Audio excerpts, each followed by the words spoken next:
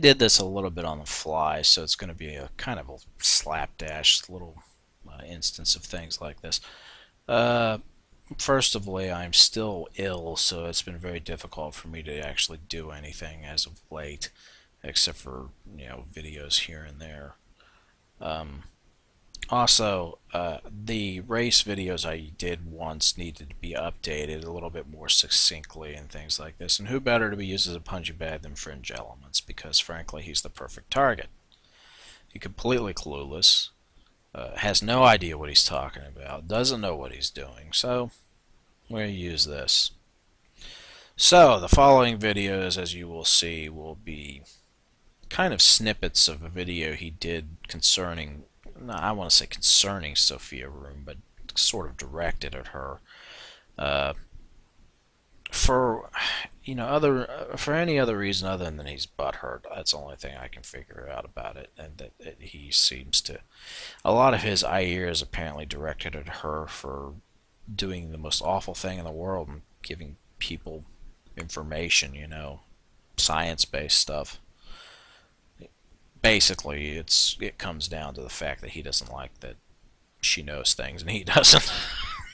And she's a woman. Oh my God, how horrible! I know what Rushton's opinion on women is. So, yeah, woman and smarter than you, Fringe. That's what she is. Can't stand that, can we? Can't possibly stand that. So here it is. Introduction. Enjoy.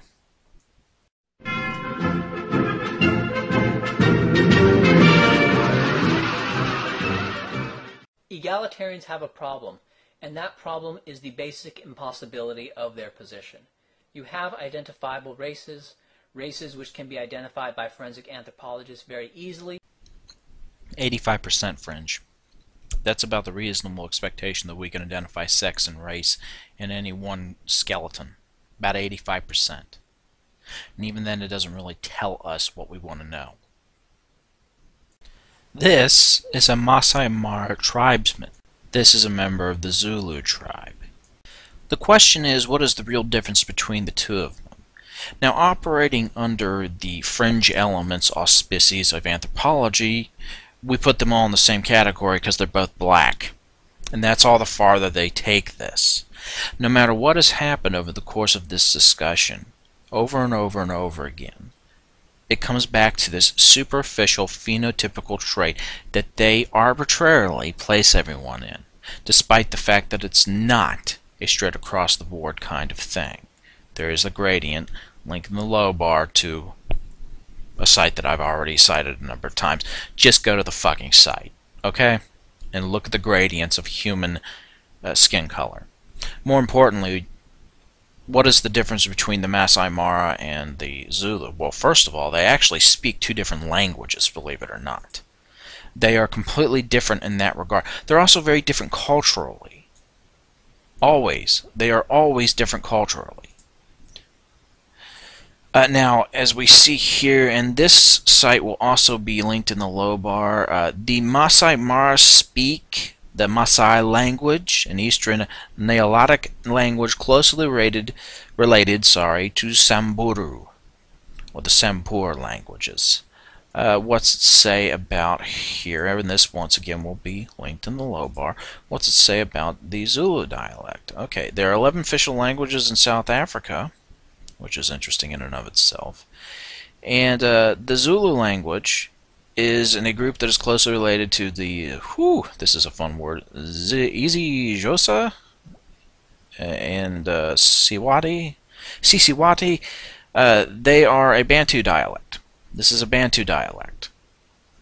Totally different languages, totally different cultures, totally different people living in different areas. If we went solely on the superficial phenotypical differences, it tells us nothing about these people ethnically. That's why we use ethnicity, not race. Ethnicity tells me a lot about a person. If I'm seeing somebody who is a skeleton from South Vietnam compared to somebody from China, just seeing the skeletons isn't going to tell me jack shit. This is why burial grave goods and things of this nature are so important when you're looking at skeletal structures. If you look at a people and you've come to identify a material culture associated with that people, you find that in a burial, that tells you more about that person than their skeleton does in terms of how they lived and what they believed. Now, pathologically speaking, yes, you can tell a lot from the bones in terms of what the person was doing on a daily basis.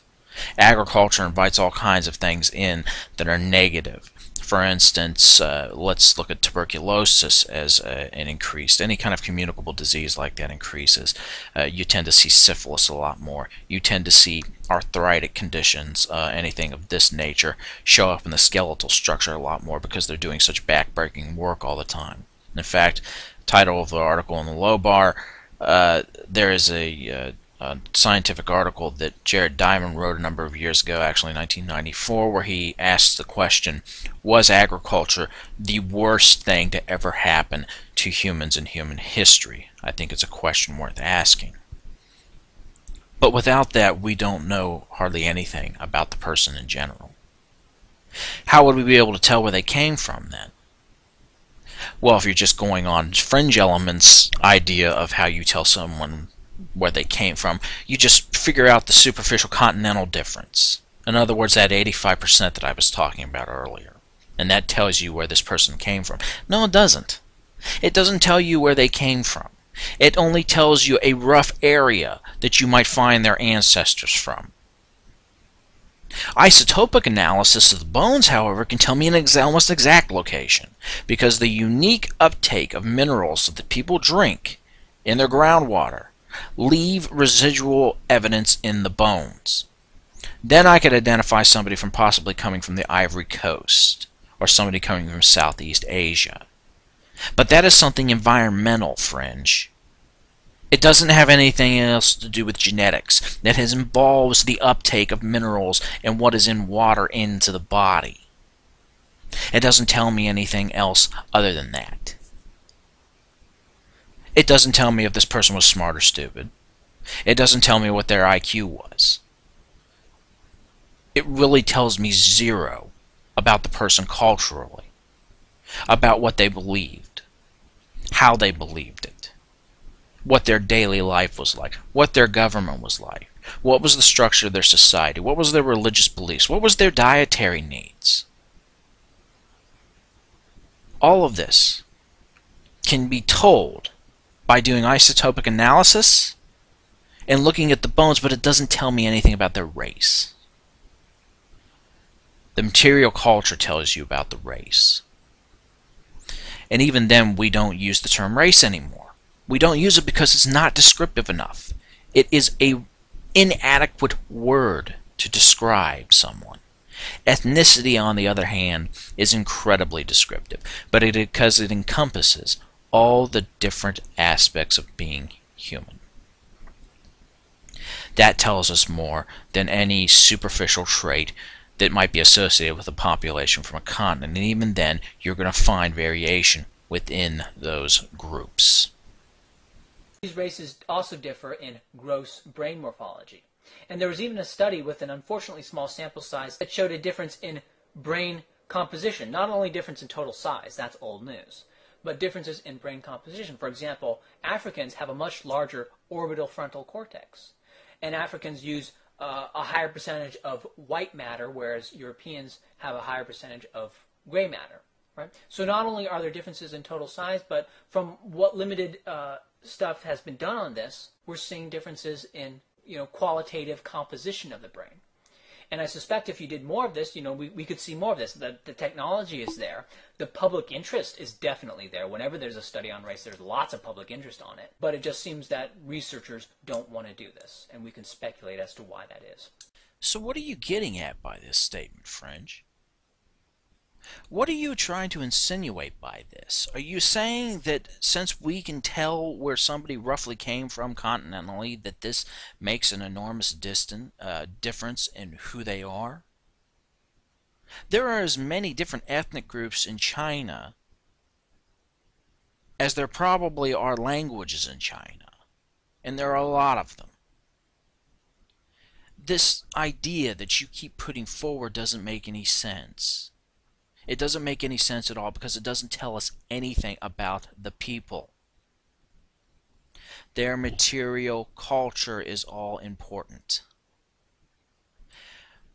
Now, why you are obsessed with this idea that, oh, well, we can tell where somebody is from originally in terms of continental differences, that makes all the difference with race. You like to use the term self-identified race a lot. Well, the Etruscans called themselves the Rasna or the Rasana. The Romans called them Etruscans, and the Greeks called them Tyrrhenians. Now, which one are they?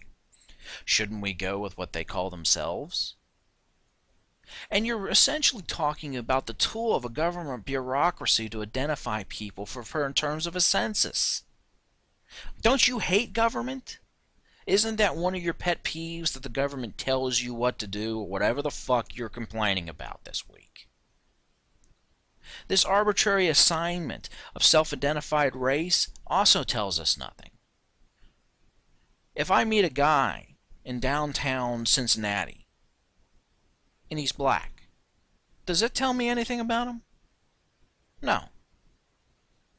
Now, because it's in downtown Cincinnati, I'm sure that you would say, well, he lives in the ghetto. But it doesn't tell me anything about him. You don't know what the man's dressed like. You don't know what he's doing there.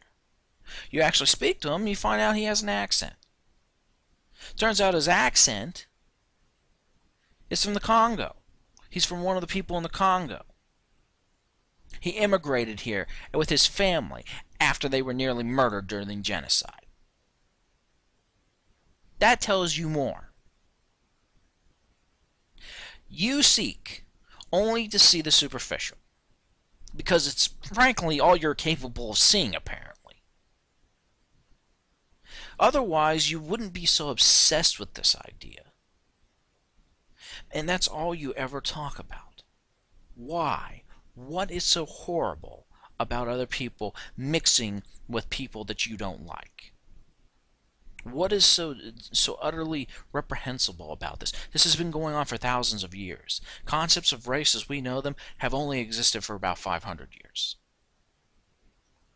You live in a particular point, in a particular time, in a particular society. You grew up apparently in a culture that didn't like anyone who had a melanin count above a certain level. Now, I don't know what made you into this kind of mean-spirited, bigoted person, but you are as much a product of that culture as any of the rest of us.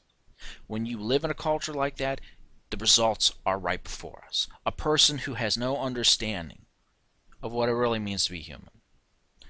End tape 1.